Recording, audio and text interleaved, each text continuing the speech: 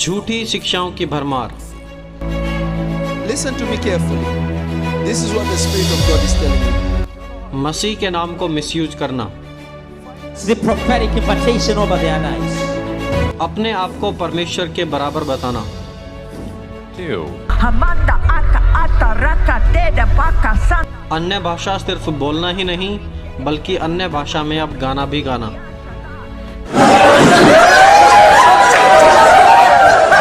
सभी चीजें आज हमारे चारों तरफ की कलीसियाओं में चल रही है। एक बड़ा नेटवर्क आज इन फॉल्स टीचर्स का और इन फॉल्स प्रीचर्स का हमारे पास फैल चुका है और आम इंसानों का इन लोगों से बचना बहुत ही ज़्यादा मुश्किल हो चुका है। पोला वाइट जो कि अमेरिकन मीडिया में एक जाना माना चेहरा है। जाना माना चेहरा इसलिए है, इसके पीछे कुछ इंपॉर्टेंट रीजंस हैं जिसको मैं आपको इस वीडियो में बताऊंगा। पहली बात, she is a televangelist, एक टीवी में प्रचारक के रूप में कार्य करती है। टीवी पर इनके प्रचार सुने जाते हैं थ्रू आउट अमेरिका। दूसरी बात, she is A prosperity preacher, यह मसीह यीशु में बहुतायत का प्रचार करती है कि यीशु मसीह पर विश्वास करने के द्वारा आप अमीर बन जाएंगे, कोई रोग आपको नहीं लगेगा, आपकी सारी ज़रूरतें पूरी हो जाएंगी। तीसरी बात, she was the spiritual adviser of president Donald Trump. Donald Trump के कुछ पुराने वीडियोस में आप इन्हें देख पाएंगे, कुछ तस्वीरों में जो कि कुछ समय पहले काफ़ी वायरल भी हुई थी और उन सभी तस्वीरों में डोनाल्ड ट्रंप के साथ इन्हें देखा जा सकता है क्योंकि यह पोला वाइट डोनाल्ड ट्रंप की स्पिरिचुअल एडवाइज़र थी, यानी कि आत्मिक सलाहकार थी। और अमेरिकन हिस्ट्री में ऐसी प्रेसिडेंशियल प्रेयर को लीड करने वाली ये पहली महिला बनी जिन्होंने डोनाल्ड ट्रंप के इन्वोकेशन के समय प्रार्थना की थी। चौथी बात, 2014 से 2019 तक यानी कि पूरे 5 सालों तक फ्लोरिडा में एक मेगा चर्च की सीनियर पास्टर भी थी। मेगा चर्चेस क्या होते हैं? बेसिकली बड़े चर्चों को मेगा चर्च कहा जाता है जहां पर हज़ारों की संख्या में लोग आते हैं। सो ये एक मेगा चर्च की पास्टर भी थी, सीनियर पास्टर पूरे 5 सालों के लिए। सो दोस्तों, ये कुछ रीजन्स हैं जिनके कारण पोला वाइट बहुत ही ज़्यादा फेमस है दुनिया भर में लोग इन्हें जानते हैं। पर अब जो मैं आपके सामने प्रेजेंट करने जा रहा हूँ उसे ध्यान से देखना और उसे ध्यान से समझना। For angels are being released right now. Angels are being dispatched right now. For angels have even been dispatched from Africa right now. Africa right now. Africa right now. From Africa right now. They're coming here. They're coming here. In the name of Jesus. दोस्तों, पहली चीज़ आप यहाँ पर notice करें कि she is calling on angels from Africa. Africa से स्वर्गदूतों को बुला रही है। ये प्रार्थना कहाँ पर कर रही है? अमेरिका में। शी की कलीसिया में प्रचार कर रही है और प्रचार के दौरान क्या सिखा रही है? ऐसी दुआ कर रही है कि स्वर्गदूत आएँ अफ्रीका से स्वर्गदूतों को बुलाया जा रहा है। क्या अफ्रीका में स्वर्गदूतों का कोई सेंटर है जहाँ पर स्वर्गदूत अफ्रीका में हो और अमेरिका में कोई स्वर्गदूत ना हो? इनकी बात में कोई लॉजिक नहीं है, इनकी बात कोई भी समझ नहीं आती कि आखिरकार ये अफ्रीका से स्वर्गदूत क्यों बुला रही हैं। ऐसे स्वर्गदूत क्या सिर्फ अफ्रीका में हैं, अमेरिका में नहीं है? क्या अमेरिका में कलीसियाओं की कमी है? दोस्तों, दूसरी चीज़ जिसके लिए पोला वाइट काफ़ी फेमस हैं और वो है अन्य भाषा में गाना गाना और अन्य भाषा में रैप करना। Hamanda aka ata raka teda baka sanda ata ambo osa kata rite eke banda ata rike didi ashata। अब देखिए, काफ़ी सारे लोगों ने पहले से सुना है अन्य भाषा में बोलना। इनफैक्ट काफ़ी सारे लोग बोलते भी हैं क्योंकि ये एक परमेश्वर का वरदान है। लेकिन यहाँ पर हम क्या देख रहे हैं? अन्य भाषा में गाना गाना और अन्य भाषा में रैप करना।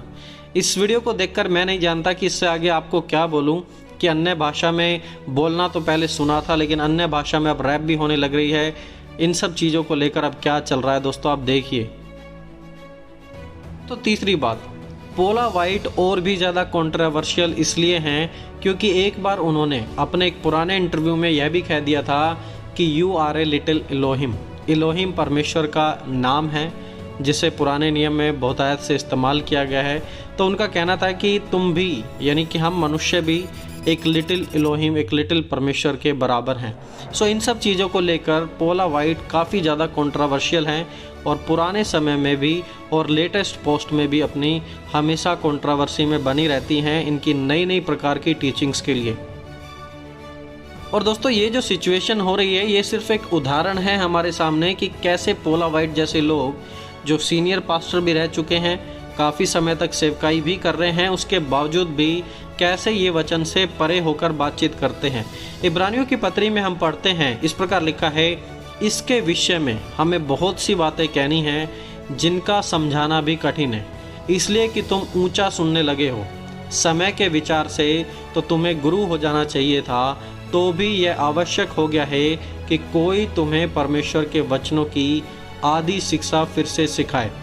तुम तो ऐसे हो गए हो कि तुम अन्न के बदले तुम्हें दूध ही चाहिए। सो इब्रानियों के लेखक का यहाँ पर कहना है कि जितने समय से तुम मसीह में बने हुए हो, बाय दिस टाइम तुम्हें इतने ज़्यादा मसीह में मैच्योर हो जाना चाहिए था कि तुम दूसरों को सिखाने वाले बन जाते। बट तुम तो अभी तक खुद दूध पीते रह गए हो, यानी कि तुम्हारे अंदर कोई भी मैच्योरिटी नहीं आई है। इतने साल तुमने मसीह में लगा दिए हैं, लेकिन मसीह में आने के बावजूद भी वो परिपक्वता, मैच्योरिटी तुम्हारे अंदर आगे नहीं आई है। आगे इस प्रकार लिखते हैं, क्योंकि दूध पीने वाले बच्चे को तो धर्म के वचन की पहचान नहीं होती क्योंकि वह बालक है, पर अन्न सयानों के लिए है जिनकी ज्ञानेंद्रियां अभ्यास करते करते भले बुरे के भेद करने में निपुण हो गई हैं। लेखक यहाँ पर बात कर रहे हैं डिजर्नमेंट की, चीज़ों को पहचानने की, भले बुरे के ज्ञान की, कि आज हर एक मसीह यीशु में चलने वाला व्यक्ति स्पिरिचुअली मैच्योर हो जाए।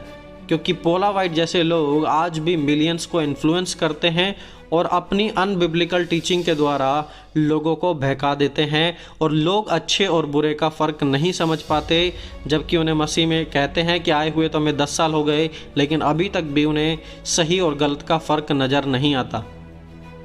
दोस्तों, चौथी चीज़ यहाँ पर देखिए, रिपीटेड प्रेयर्स, प्रार्थना में एक ही चीज़ को बार बार दोहराना। and strike and strike and strike and strike and strike and strike and strike and strike and strike and strike until you have।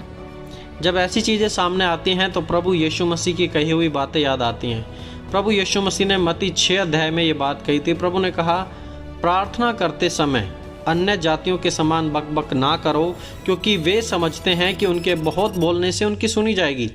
इसलिए तुम उनके समान ना बनो, क्योंकि तुम्हारा पिता तुम्हारे मांगने से पहले ही जानता है कि तुम्हारी क्या क्या आवश्यकताएं हैं। तो जब आप प्रार्थना करते हैं तो बार बार एक ही चीज़ को रिपीट करके आप क्या दर्शाते हैं, क्या दिखाते हैं? आप ये दिखाते हैं कि परमेश्वर बहरा है, परमेश्वर आपकी बात को नहीं सुन पाएगा, 10 बार कहनी पड़ेगी उस चीज़ को। वचन में कहा गया है प्रार्थना में बकबक ना करो, एक ही चीज़ को बार बार रिपीट ना करो। और प्रभु यीशु मसीह ने ऐसी प्रार्थनाओं के विषय में ऑलरेडी हमें सावधान कर दिया है। और यहाँ पर आप देखिए कि पोला वाइट बार बार एक ही शब्द का इस्तेमाल कर रही हैं, और सिर्फ एक ही बार नहीं, उनकी जो यूजुअल प्रेयर होती है, यूजुअल प्रेयर में वो ऐसे ही करती हैं। सो दोस्तों, इस वीडियो में जो हम बात कर रहे हैं ये सिर्फ पोला वाइट की ही प्रॉब्लम नहीं है, लेकिन उनके जैसे और भी ढेरों सेलिब्रिटी प्रीचर्स हैं जो आज लोगों को कंफ्यूज करने में लगे हैं, जो अन्य भाषा को लेकर लोगों को कंफ्यूज करते हैं, अन्य भाषा में अब गाते हैं और अन्य भाषा में रैप भी करते हैं। फिर पोला वाइट जैसे और भी ऐसे प्रीचर्स हैं जो रिपीटेड प्रेयर्स करते हैं, एक ही बात को बार बार बोलते हैं, जैसे कि परमेश्वर उनकी सुन ना पा रहा हो, और ज़्यादा बोलने से परमेश्वर उनकी जल्दी सुन लेगा। अनबिब्लिकल बातों को बोलकर कहते हैं कि प्रभु ने मुझे यह कहा, प्रभु ने मुझे यह बताया। दोस्तों, ऐसा नहीं है कि यदि कोई फेमस व्यक्ति किसी बात को बोल रहा है तो वो बात सच्ची है। ऐसा नहीं है कि कोई भी अगर मेगा चर्च वाला प्रचारक प्रचार कर रहा है जिसके पास हजारों लोग आते हैं, वो यदि उस बात को बोल रहा है तो वो बात बिल्कुल सही है। ऐसा नहीं है दोस्तों, बाइबल हमारा बेस है। बाइबल के आधार पर हम चेक कर सकते हैं कि जो प्रचार किया गया है, जो बातें बोली जा रही हैं, क्या वो सही है या नहीं है। याद रखें, बीरिया के लोगों ने जब प्रेरित पौलुस की बातों को वहाँ पर सुना तब उन्होंने तुरंत विश्वास नहीं किया, पर पहले उन्होंने जाकर वचन को क्रॉस चेक किया और जाना कि आखिरकार जो प्रचार किया गया है क्या वो सही है नहीं, और तभी वो बच पाए। इसलिए दोस्तों, आज अपनी कलीसिया की चौकसी करने के लिए हमें भी बड़े सावधान रहना है और ऐसे लोगों से बचे रहना है, क्योंकि आज परमेश्वर के वचन को लेकर, वीक थियोलॉजी को लेकर पोला वाइट जैसे लोग खड़े होते हैं, जिनके पास दिखने में बहुत सारे लोग हैं लेकिन उनके पास परमेश्वर का प्रॉपर ज्ञान नहीं है, परमेश्वर की प्रॉपर नॉलेज नहीं है। उनकी प्रार्थनाएं रिपीटेड होती हैं, उनकी थियोलॉजी वीक है, वो प्रोस्पेरिटी का प्रचार करते हैं और वो अन्य भाषा में रैप भी करते हैं, और वो ना जाने अफ्रीका से स्वर्गदूतों को भी बुला लेते हैं। दोस्तों, आप ऐसे लोगों से बिल्कुल सावधान रहें। आप चेक करें कि जिस कलीसिया में आप जा रहे हैं कि क्या वहाँ तो ये सब चीज़ें नहीं हैं, क्या आप एक अच्छी कलीसिया में जा रहे हैं।